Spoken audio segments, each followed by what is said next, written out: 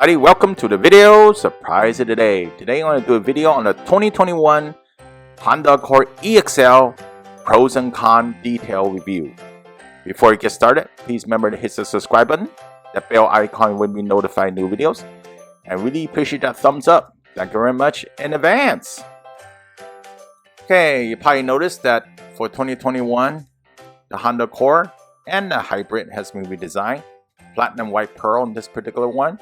So it looks really better in person than in the video here. And you also have these white flakes in the paint. It looks really beautiful at different angles if you see it in person.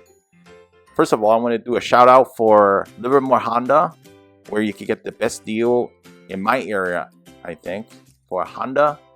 And you can check them out, Livermore Honda. Okay, so this vehicle has been redesigned, mostly in the front fascia. And one of the things you do notice is this one, besides the parking sensor in the front, the grille is being redesigned. It had these chrome accents now.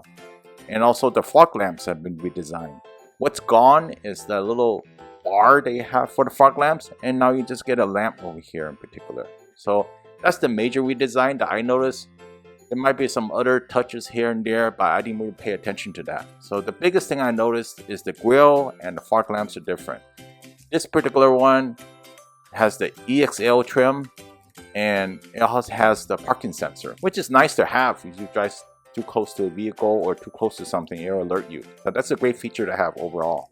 And let's do a quick walk around. I already mentioned about the LED headlights and fog lamps. Nice body lines through the vehicle. You got the chrome accent on the bottom skirt over here. You also have the chrome accent on the top of the window. So it makes it a little bit different, makes it more classy design, and makes it more upscale, I would say, right? Nice big size doors. That's what I like. Big size door handles, easy to get. You also have the side mirrors with the bottom in black trim, so it looks pretty good. And this one has the parking sensor because it's an EXL. And you can see the front fascia over here. I mean, what do you think? You want to post a comment below and tell me what you think about the front fascia. You know, is we designed any better than the previous one, or it's just the same, or you like the previous one more? And here you can see the different flakes for the paint. It's the platinum pearl paint, platinum white pearl. You walk around, you see the nice body lines. Very sporty look you find in this vehicle.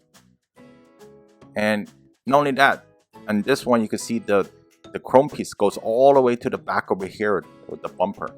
The integration of the body panels are really tight, so great fit and finish. All right, the tail lamps, the luster claws, some people refer to it, it hasn't really changed, so that doesn't bother me, but I know some people comment about it. 225/50 R17 Michelin tires on this particular model, and you can find it's 17-inch rims. Right, let's put it that way.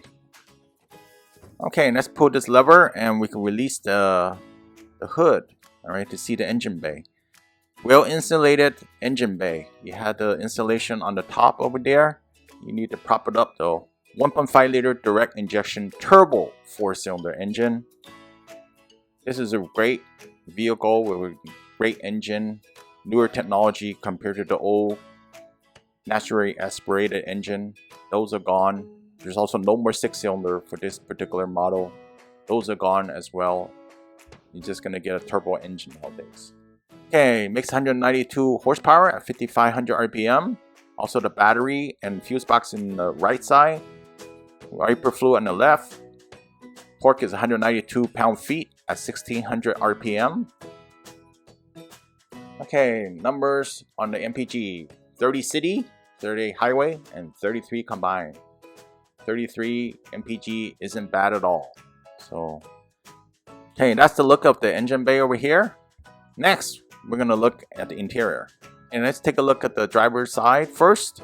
Driver's side door, you got the chrome door handles, the 2 driver setting with the key fobs to match, power mirrors, power locks, power windows, also a trunk release with extra space to put more amenities like bottled water and such. And you're looking at the seat. The driver's seat is 12-way power seats with memory, lumbar support, and also front and back, up and down, and such. So very comfortable seats, wheel leather, very comfortable with padding, and you know, it's pretty wide, so you know it's not going to be very tight. A lot of big headrests like the previous models. Looking at the driver's side, you also notice there's a trip that you could set up. Also, changing the brightness on the screen. You know, parking sensors, stability control, Honda safety sense. You could enable, disable. Also, you got the engine bay release on the bottom over there. So the vents are pretty big size. You probably would notice that. So you get plenty of air if you turn it on. There's actually a little switch over here. You could roll it to turn it, open it more or close it more. And nice leather on the steering wheel. So that's really nice to have that. On the left side of the steering wheel, you got the volume controls for the radio, for the phone. You got the voice controls that you could enable on the left side. And in the middle, you got the horn. On the right side, you got the cruise control. You got the following distance that you could set. Lane departure if you want to enable and disable that. Okay, on the display over here, like any other display, the left is going to be the tech and also the fuel level. On the right, you're going to get the speedometer. And this is a touch screen like my other video. It has a premium audio system with 10 speakers, and it's a push button start. You also have the different modes for the ventilation system, front and rear. You got the AC. This one has the continuous variable transmission with the shifter. You also have a phone charger, 2 USBs. I'll move to the front. You can see that over here. You got the power outlet. And actually, I really like the shifter, but the push button doesn't really bother me either. Eco button, auto on, auto stop. If you want to disable that, hit that button. Braking, brake hold. So the parking brake and brake hold. You also have the power outlet. It's pretty deep. Center console over here, you have a little place to put some extra goodies on the side. So you also have the home link on the rear view mirror, and it's very basic. And you also have these map lights, and you can open the sunroof if you like. There's a button there. So we're gonna do the sun visor test. Okay. Besides that, you got the vanity lights over there. 1, 2, 3. Yes. It covers mostly everything. I give it a 9 out of 10. This is great. The material on the headliner is decent, especially for this price range. And it has the nice sunglass holder. A lot of vehicles are cutting that out nowadays to put other things in place. And the seats are very roomy. You probably noticed that from the pictures over here. And not only that, the interior is very nice. I mean, you step into it, you feel it. You could see it, you could touch it. A little bit padded on the armrest over here, but not super padded, but enough to be comfortable at. Okay, let's take a look at the front passenger side. First of all, you noticed that there's controls for the window and also the lock unlock. There's also a chrome door handle, and also has the invitation wood and also storage on the bottom. You could put some bottled water there. Nice and comfortable armrest in the front. Looking at the controls and the seats, you don't have the lumbar support, but you have everything else. Nice and roomy. You also have a nice size glove compartment. You can put some papers in there, but not too big to fit a computer. And this is how it looks like from the passenger side. So not bad at all. And you still have the invitation wood and pretty roomy. We can take a peek in the back over here from the first row. You can see what we see. Let's see if I can get in there. And it's pretty roomy. It's not very tight. So let's take a look at the seat behind the front passenger. This one, you have the chrome door handle and also the power window. Notice that you don't have heated seats in this particular trim, the EXL. And you still have space to put a bottle of water at the bottom. But the place you put the bottle of water is hard plastic, which makes sense. Nice armrest as well in this particular one. You can sit 3 people in the back. I think my opinion is, so the seats in the back are quite comfortable, and I think if you're under 6 feet tall, you will fit in the back without any problems. So even the middle seats is very reasonably spaced, so very roomy overall. There's a little hump in the middle, you probably noticed that, but you know, I don't think it really bothers most of the passengers because this vehicle is actually very wide inside. So let's take a look at the seat behind the driver over here. You probably noticed very similar. You can sit 3 people in the back over here. It's just a different point of view. And you have the map pockets. And you also have the 2 vents, and you have USBs for charging mobile devices. There's also a little light over here that you could turn on, and you get a nice view of the front. So I do want to show the 2 cup holders over here. Not that big, but actually works. And very comfortable seats, well padded. You know, the position is not awkward to sit in the back, and you could have a nice view in the front of you know, through the windshield or even the amenities. And also you can look at the invitation wood as well. So you know, that's not bad. Overall, very luxurious feel, very roomy, very comfortable seats, and it fit larger passengers compared to some sedans out there. So let's look at the trunk over here. The trunk is 60/40 split folding, and you can pass larger items. You fold down the seats.